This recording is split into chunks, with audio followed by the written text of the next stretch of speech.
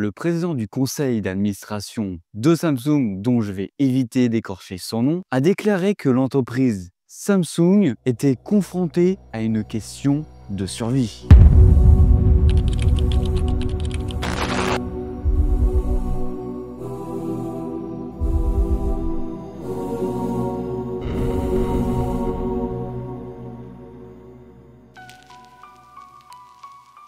Et on pourrait se demander pourquoi vient-il de déclarer cela? Comment ça se fait? Samsung l'année dernière a sorti des S24 qui ont plutôt bien marché, qui étaient très bons. Cette année, ils viennent de sortir les Galaxy S25 avec beaucoup de nouveautés, pléthore de fonctionnalités IA, et ils sont clairement à la pointe là-dessus, même voire devant les concurrents. Ils sont en train de lancer actuellement les nouveaux Galaxy A, comme le A56, A36 ou A26. Samsung innove dans beaucoup de domaines, par exemple dans la télévision, côté smartphone, côté IA, et aussi côté santé, et aussi dans l'électroménager. Et en plus de ça, Samsung a sous son aile des marques hyper reconnues, comme les plus connus JBL ou Harman Kardon. Et pourtant, malgré un boom hyper intense de l'intelligence artificielle et de la demande dans ce domaine-là, Samsung est en crise. Parce que Samsung a connu des pertes de marché hyper importantes sur plusieurs secteurs. Et là, tu pourrais me poser la question suivante, qui serait louable. Petite question, Hugo. Dans quel secteur Samsung y galère un petit peu? Ouais, c'est vrai,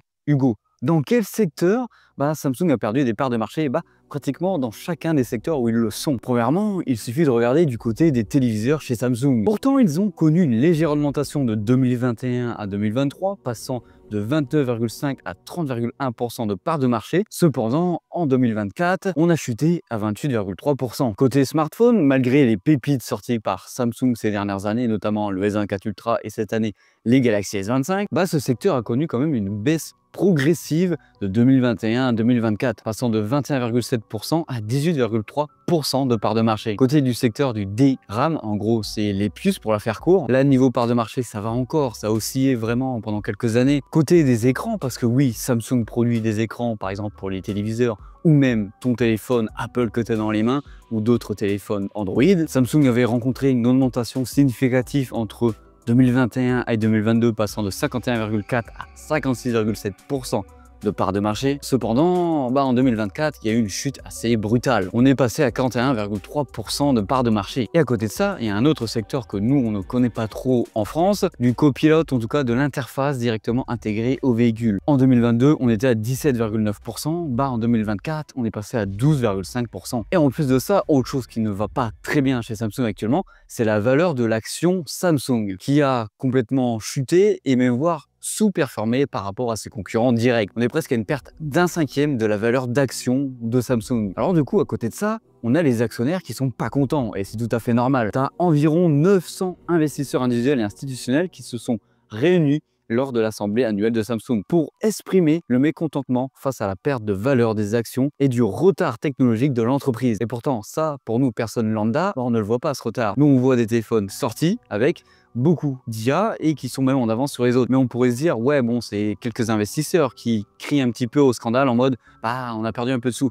Le problème, c'est qu'on a quand même 40% des investisseurs sud-coréens qui ont des actions Samsung. Et là, ça fait beaucoup de monde. Et surtout, le point sur lequel ils se sont attardés, c'est la sous-performance de Samsung dans les puces mémoire avancées face à ses concurrents. Et ça, c'est vrai que nous aussi, on peut le voir un petit peu, par exemple, avec les puces Exynos qui sont souvent en retard. Alors, du coup, c'est quoi les revendications de ces investisseurs? Un changement brutal ou pas du tout? Déjà, ils remettent en question la structure de la direction de Samsung et l'influence de la personne que j'étais cité tout au début de cette vidéo, donc je n'écorcherai toujours pas le nom, qui n'a pas de poste dit officiel, mais qui apporte une influence significative dans les décisions de Samsung. Ils demandent aussi surtout une réorganisation de tous les dirigeants et de Samsung. Ils demandent aussi des stratégies quand même beaucoup plus décisives et beaucoup plus marquées, et aussi une réponse et une stratégie dédiée pour les nouvelles sanctions douanières possibles américaines. Et ça fait le lien avec ce qu'on va aborder maintenant.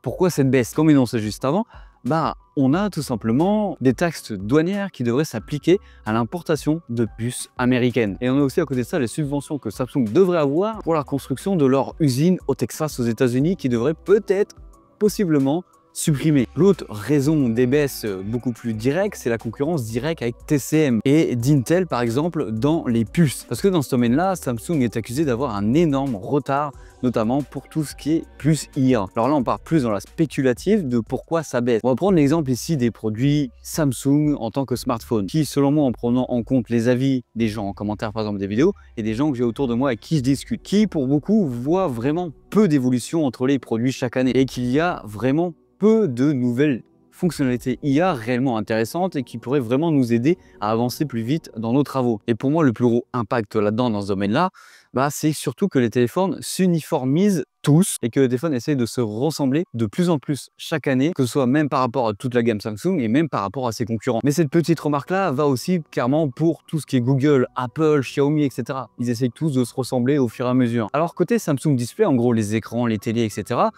Samsung aussi a du mal face aux concurrents chinois qui arrivent à une vitesse folle sur le marché. Parce que là-dessus, oui, Samsung, ils sont au top sur leurs écrans, sauf qu'on n'est plus sur des écrans qui sont destinés au peuple. C'est plus des écrans ultra haut de gamme qui sont aussi ultra chers. Alors franchement, je veux bien avoir votre avis en commentaire de comment vous voyez les choses actuellement. Alors ne t'inquiète pas, je te le dis direct, Samsung, ça ne va pas s'écrouler comme ça. Samsung, c'est la Corée du Sud et ça m'étonnerait fort que la Corée du Sud laisse tomber son titan, son porte-étendard à l'étranger. Il suffit de voir le nombre de personnes qui ont des actions Samsung en Corée du Sud. Et pour être allé en Corée du Sud, Samsung, c'est une institution. Même si tu ne les vois pas indirectement, ils sont partout. Si un jour tu vas là-bas et que tu fais attention, tu as du Samsung vraiment partout, que ce soit dans les bâtiments, dans les mains des gens ou même dans les structures. Franchement, si tu veux avoir plus d'informations sur ce qu'est Samsung en Corée du Sud, je savais qu'elle allait checker la vidéo d'Ivan du groupe d'Amixem qui a fait une vidéo dessus, qui est juste une pépite pour mieux comprendre comment fonctionne Samsung en interne. Donc si de nouvelles décisions de Samsung sont prises, on devrait avoir quand même des choses ultra intéressantes pour l'avenir. Alors voilà, on arrive sur la fin de cette vidéo. Toutes les infos qui ont été citées dans cette vidéo viennent du Time Financial, que tu auras un lien en description si tu veux aller checker et approfondir le sujet. J'ai essayé de résumer un maximum la situation et de te le faire comprendre le plus simplement. Oui, c'est vrai qu'on est dans une vidéo qui sort un peu du contexte habituel. J'espère qu'elle t'aura plu. J'ai essayé de mettre un mini contexte, de mettre une certaine ambiance. Alors oui, j'ai un peu plus rédigé que d'habitude parce que d'habitude, c'est surtout de l'expérience utilisateur que je ressors. Là, c'est plus un texte qui a été rédigé. Donc j'espère que ce type de vidéo t'aura plu. Peut-être qu'on en refera à l'avenir. N'hésite pas à me le dire en commentaire si tu as kiffé ce genre de format qui ne parle pas d'un produit, mais plutôt d'une situation actuelle pour une entreprise. Voilà, comme d'habitude, c'était Hugo sur la chaîne Gigatop. Allez, bisous!